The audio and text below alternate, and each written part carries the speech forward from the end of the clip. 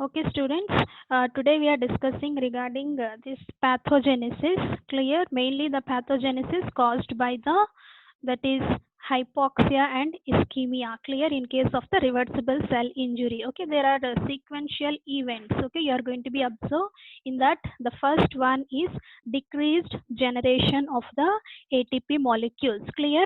See what happens in case of decreased generation of ATP. The oxygen is going to be required for a cell to produce this ATP molecules. Okay, see this ATP will be essentially required for the cellular functions. Clear.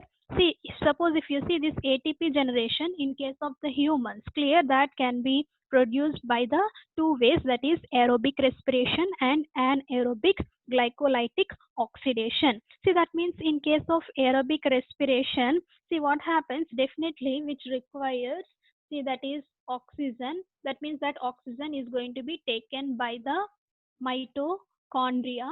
This oxygen is taken by the mitochondria, and further what happens, ATP is going to be synthesized. See, but what happens in case of anaerobic glycolytic oxidation? See here, which doesn't require any oxygen, simply with the help of either glucose molecules or with the help of glycogen molecules, what happens, which is going to be synthesizing the ATP molecules. Clear.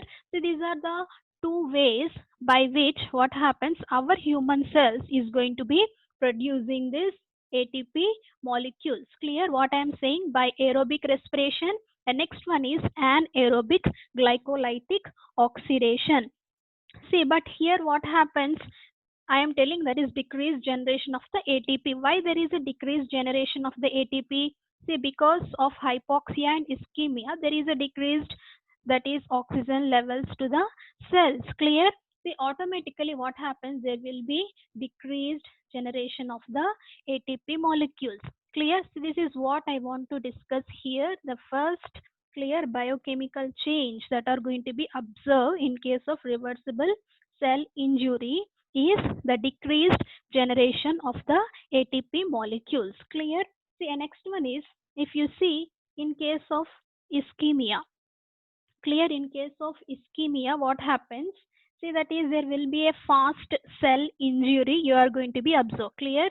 See, if anybody having this ischemia, then what happens? Their cell injury is very fast. See, why? Because by these two methods are going to be completely compromised during this ischemia conditions. So what happens here? The cell injury is very fast. Clear. And next one is, if you see in case of hypoxia. Clear. See, in case of hypoxia, what happens, this aerobic respiration is going to be fails, but this anaerobic glycolytic oxidation is going to be continuous for the production of the ATP. So here the cell injury is very less severe. Clear. In case of hypoxia, what happens, this aerobic respiration is going to be fails, but this anaerobic glycolytic oxidation is going to be continuous here. And next we are having some specialized cells. Okay, you are also having some specialized cells. Okay, these specialized cells, these are nothing but myocardium, okay, proximal tubular cells of the kidneys, as well as the neurons of the CNS. Okay, if you see like myocardium, and next one is proximal convoluted tubules of the kidneys, as well as the neurons. Clear? So the neurons of the CNS. Okay, this you will call it as a specialized cells. Okay, these type of specialized cells that are totally dependent on the aerobic respiration for the ATP generation. Clear? See that what happens, suppose if there is any hypoxia in these specialized cells. Why? Because these are totally dependent on the aerobic respiration, so which will be leading to the very severe illness. Okay, this will be leading to the very severe illness. Okay, this is regarding the first step, that is the decreased generation of the ATP molecule. Clear? See, what is this decreased generation of the ATP? See, that is oxygen is required for a cell for the production of ATP to perform the cellular functions. Clear? See, this ATP in case of human beings can be produced by two ways. Clear? Because by these methods the ATP is going to be generated, and finally because of hypoxia and ischemia, what happens, the oxygen levels is going to be decreased, and finally the ATP is also decreased. And next one is, if you see regarding this ischemia, the cell injury is very fast. Why the cell injury is very fast? Because aerobic and anaerobic respirations are totally compromised in case of the ischemia conditions. And next one is in case of hypoxia, what happens here, the cell injury is less severe. Why? Because here aerobic respiration is fails, but anaerobic glycolytic oxidation is going to be still continuous. And next one is the specialized cells. Okay, if you see myocardium, proximal convoluted tubules of the kidneys, neurons of the CNS, clear, these cells are totally dependent on the aerobic respiration for the production of ATP molecules. Clear? So in these cells, if there is any hypoxia, which will be leading to the severe illness. Okay, this is the first step, that is decreased generation of the ATP molecules. Okay, next step we will call it as, see, that is intracellular lactic acidosis or nuclear clumping. Okay, the second step we will call it as intracellular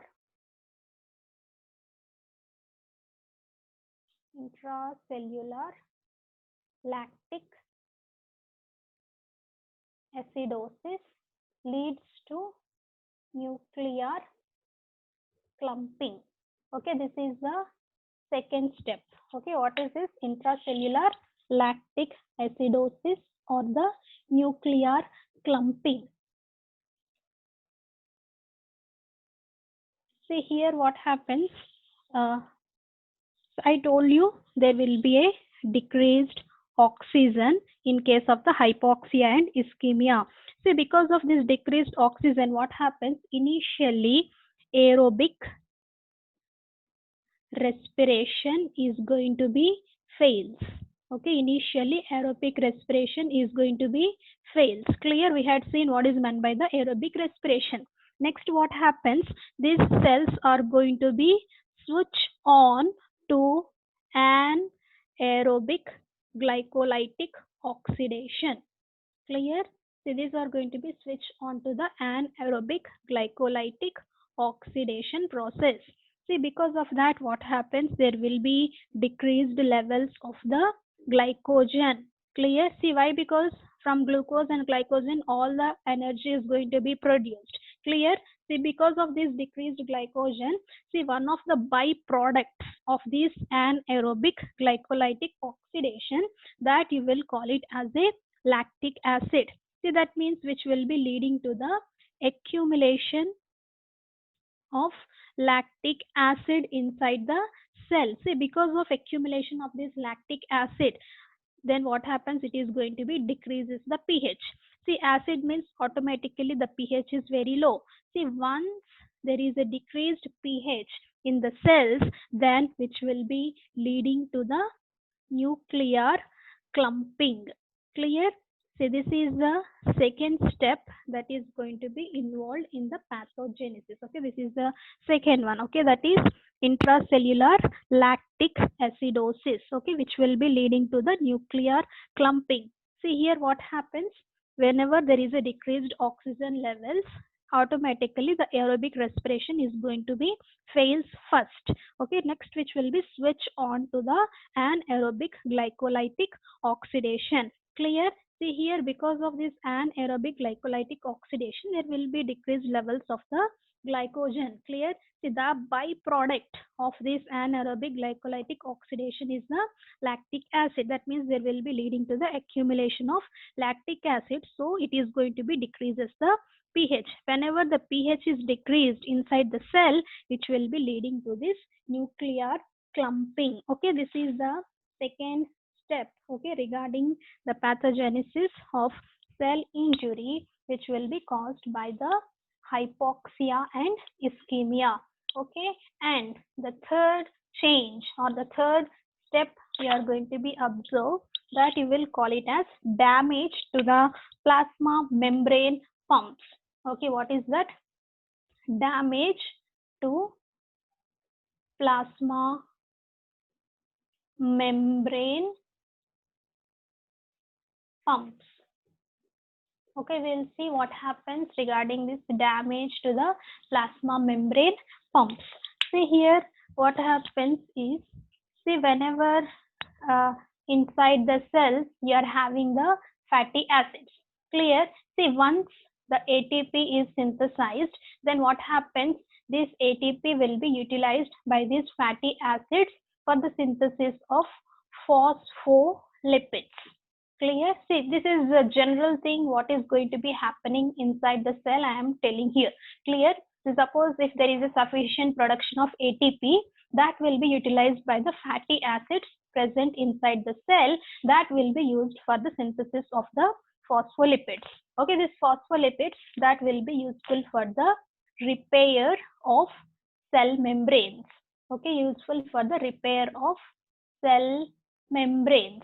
Clear? See, this is what generally is going to be happening. But because of hypoxia and ischemia, what happens? There will be a decreased ATP generation. Clear? So that what happens? Definitely this is going to be interfered with the repair of the cell membranes, so which will be causing damage to the plasma membranes. So this is what I am going to be discuss here. Clear? So generally what happens, ATP will be used by these fatty acids present inside the cell and used for the synthesis of these phospholipids. This will be useful for the repair of the cell membranes. Clear? See, but because of hypoxia and ischemia, there will be a decreased ATP. Clear? See, this is going to be interfered with this repair process of the cell membrane, so automatically there will be a damage to the plasma membrane. See, but here I am telling that is damage to the plasma membrane pumps. Clear? See, mainly two pumps are going to be failed. Okay, we'll see what is that two pumps, how that two pumps are going to be failed. Clear? So the first one is failure of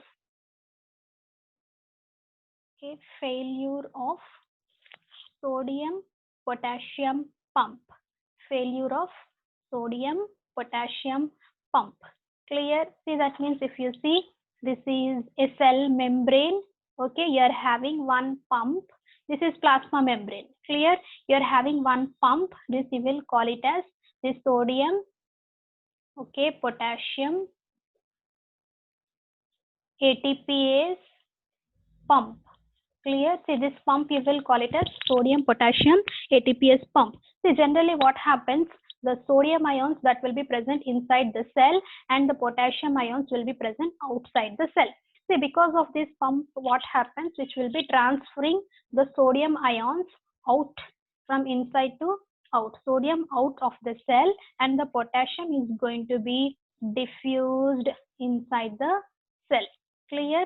So this is what generally is going to be the function of this sodium potassium ATPase. That means ATP dependent pump. Okay, this pump you will call it as ATP dependent pump. Only with the help of this ATP molecules, whatever the sodium ions that will be present inside the cell is going to be transferred outside the cell, and whatever the potassium ions that will be present outside the cell, that will be diffused inside the cell. But because of decreased generation of ATP, then what happens, there will be accumulation of sodium ions intracellularly. Is it clear?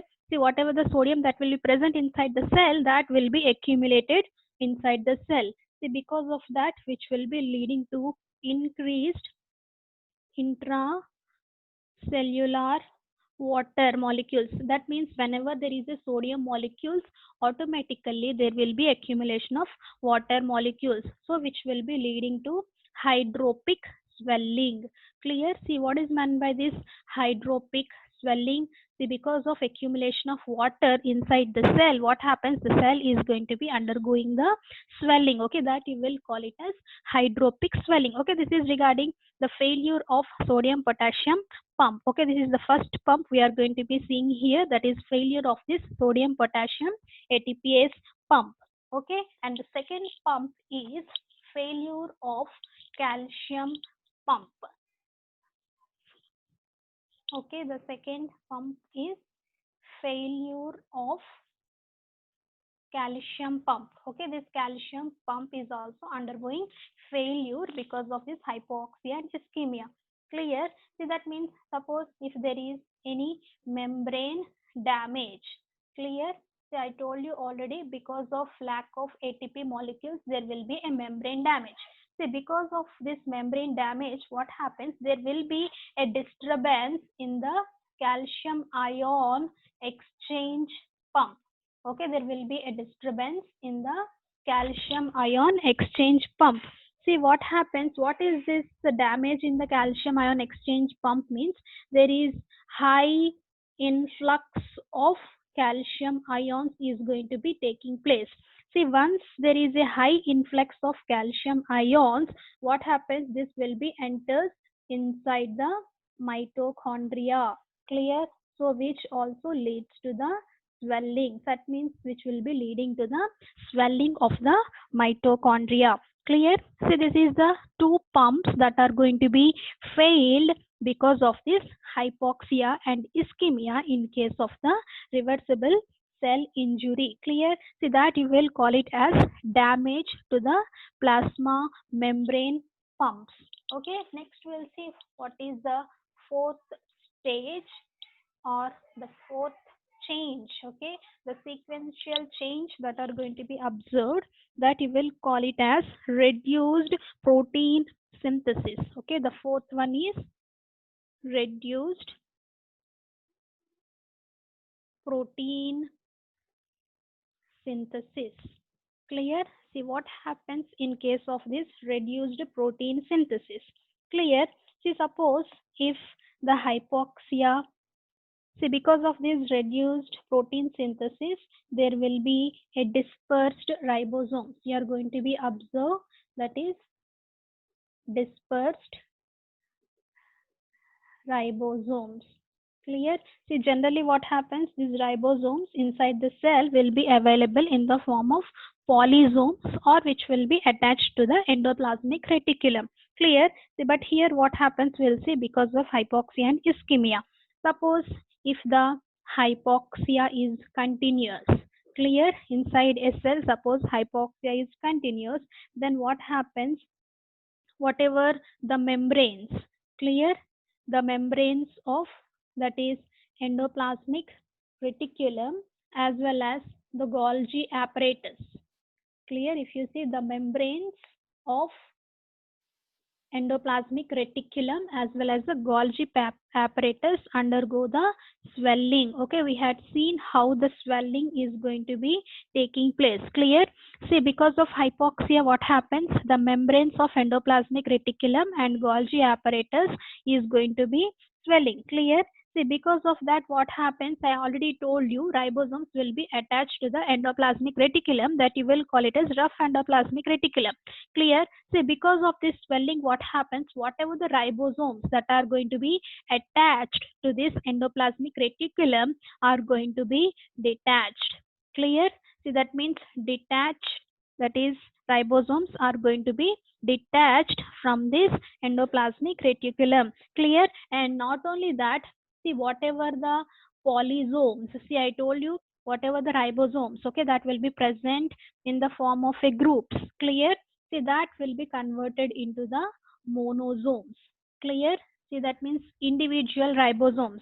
See, for the synthesis of proteins, clear, definitely we require this polysome form of the ribosomes, and also we require this rough endoplasmic reticulum. But here what happens, because of this hypoxia, totally the ribosomes is going to be detached from this endoplasmic reticulum, and also the polysomes will be converted into the monosomes.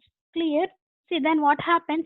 Finally, whatever the ribosomes, clear, that will be present, that are totally dispersed in the cytoplasm. Clear? Totally this is going to be dispersed in the cytoplasm. Clear? See, if there is a dispersion of these ribosomes in the cytoplasm, see, then what happens? Automatically, which is going to be decreasing the protein synthesis. Clear? Clear, this is the fourth step that you will call it as reduced protein synthesis. Clear? See, because of that there will be a dispersed ribosomes. Clear? See what I am telling here, because of hypoxia, the membranes of endoplasmic reticulum and Golgi apparatus undergo the swelling process. Clear? See, because of this swelling, what happens? It is whatever the ribosomes that will be present around the endoplasmic reticulum that are going to be detached totally, and not only that, whatever the polysomes, okay, that will be present, which will be converted into the monosomes. Clear? See, because of these two mechanisms, whatever the ribosomes, clear, that are totally dispersed in the cytoplasm. Clear? If the ribosomes are dispersed, then what happens automatically, which will be decreasing the protein synthesis. Clear?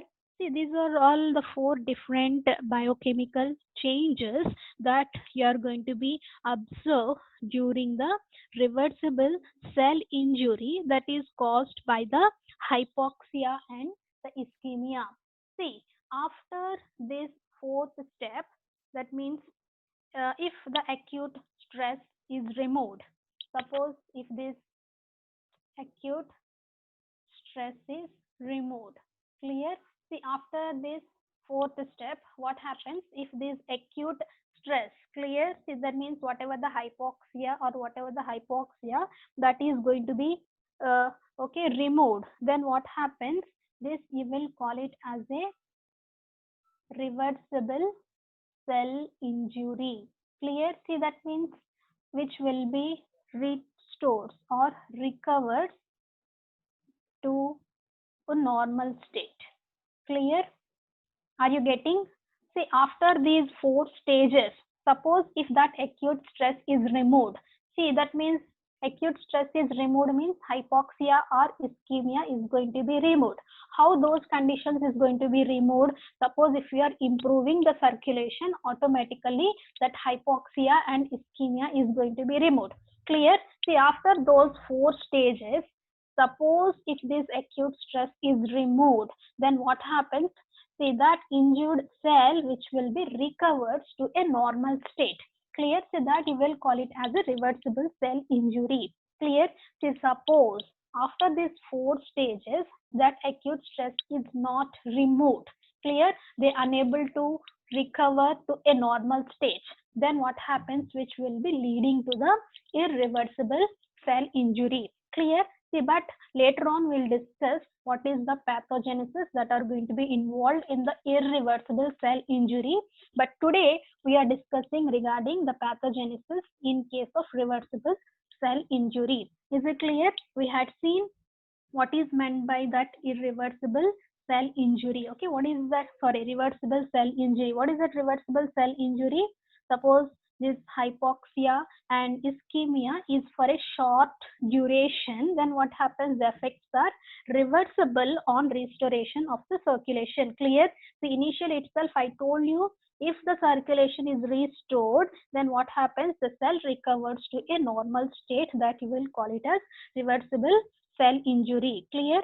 So we had seen the four different sequential biochemical changes that are going to be taking place in case of the pathogenesis of reversible cell injury. Clear? The first one, what we had seen, see, that is decreased generation of the ATP. Clear? See, I told you decreased generation of ATP. Why? Because the oxygen is required for a cell for the production of energy, and that energy is ATP, and that ATP in human beings is going to be produced by two ways. Clear? I told you aerobic as well as anaerobic method of respiration by which the ATP is going to be produced inside the human cells. Clear? See, but because of lack of oxygen, what happens? Automatically there will be decreased generation of ATP molecules. Clear? And we had seen in case of ischemia what happens, and in case of hypoxia what happens, and what happens in case of a specialized cells also. Clear? And the second step I told you, that is intracellular lactic acidosis or the nuclear clumping. So that means because of decreased oxygen, I told you the aerobic respiration fails first. Clear? Then which will be switched on to the anaerobic respiration, See, because of that, what happens? The byproduct of this anaerobic respiration is the lactic acid. Totally, that lactic acid is going to be accumulated inside the cell. That means the pH is going to be totally decreased, which will be leading to the nuclear clumping. Okay, and the third one, if you see, we'll call it as damage to the plasma membrane pumps. Clear? See, mainly two pumps are going to be failed. Okay, that is failure of ATP dependent sodium potassium pump, and next one is the failure of the calcium pumps. Clear? See, because of this, clear, I told you ATP is required for the synthesis of phospholipids from the cellular fatty acids. Clear? See, because of lack of ATP, what happens? Totally, the plasma membranes are going to be damaged. If the plasma membrane is damaged, whatever the pumps that are present in the plasma membranes are also leading to the failure. So we had seen the two pumps which are going to be failed, okay, because of this decreased ATP molecules. And the fourth one is, I told you, reduced protein synthesis. That means suppose if the hypoxia is continuous, then what happens? The membrane of endoplasmic reticulum and Golgi apparatus, which will be leading to the swelling, so that the ribosomes are detached from the endoplasmic reticulum and the polysomes are converted into the monosomes. So finally, what happens?